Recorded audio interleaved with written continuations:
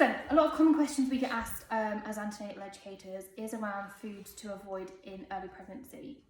And there's a lot of confusion around this, so I just thought it'd be useful to go through some of the foods that we suggest that you avoid and some that we should suggest that you limit. So, biggest one really is about eggs. So, quite recently, it's been announced now that women are encouraged or welcomed to eat raw or partially cooked runny eggs, as long as the egg that you're consuming has the British Red Lion stamp on that. So we would ask you to avoid eggs that have not got the British Lion stamp, but you are welcome to consume eggs which do, and they can be consumed either raw, partially cooked, or thoroughly cooked all the way through. Moving on to meat. We'd advise you avoid raw meat due to toxoplasmosis. So all meat should be thoroughly cooked all the way through, including steaks and any other form of beef, as well as your poultry, which you would regardless anyway. Liver products, high levels of vitamin A. Vitamin A we need to keep at bay and can have effects on the unborn. And liver products can also be found in pate, so we'd advise you to avoid all types of pate, including vegetarian pate as well. In addition to meat, game meat, things such as goose, partridge, pheasant, linked to the fact that there could be lead shot contained within that meat in the way that it's caught for consumption. Okay. Moving on, cheeses. This is always an interesting one. I've had questions asked around dairy. I've had questions asked around camembert and brie. So we would ask you to avoid your mould ripened soft cheeses such as brie and camembert.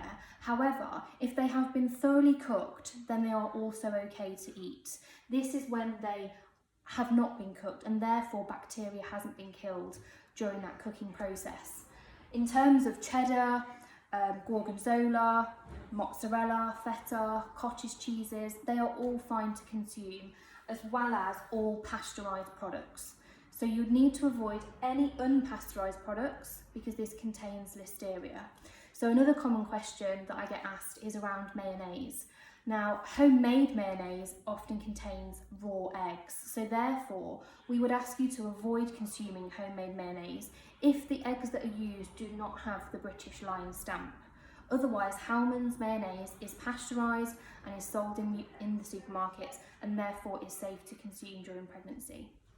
In addition to that, there are a few fishes that we ask you to avoid, or seafood products, and these include swordfish, marlin, shark, and raw shellfish, because these have high levels of mercury.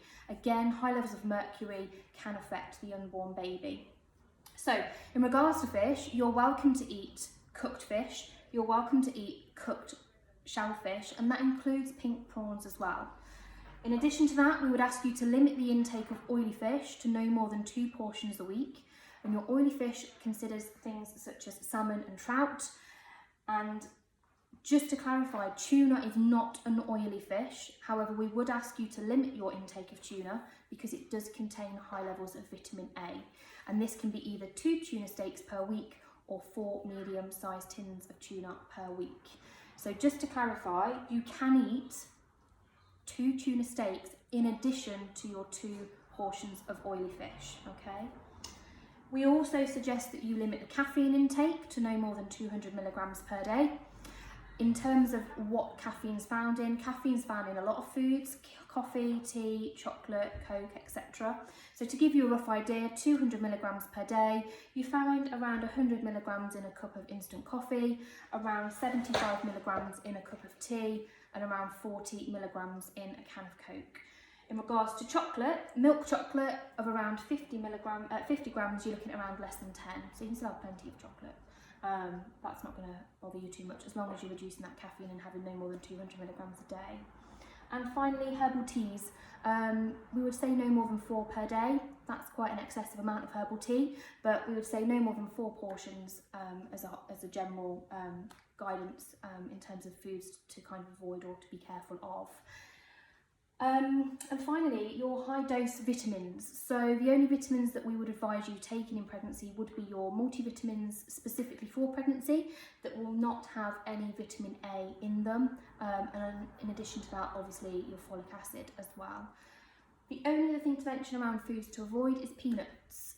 Peanuts is one that we get asked quite a lot of. You are welcome to continue to consume peanuts unless a healthcare professional advises you otherwise. So yeah, I hope that you find that helpful in terms of what you can and cannot eat in early pregnancy.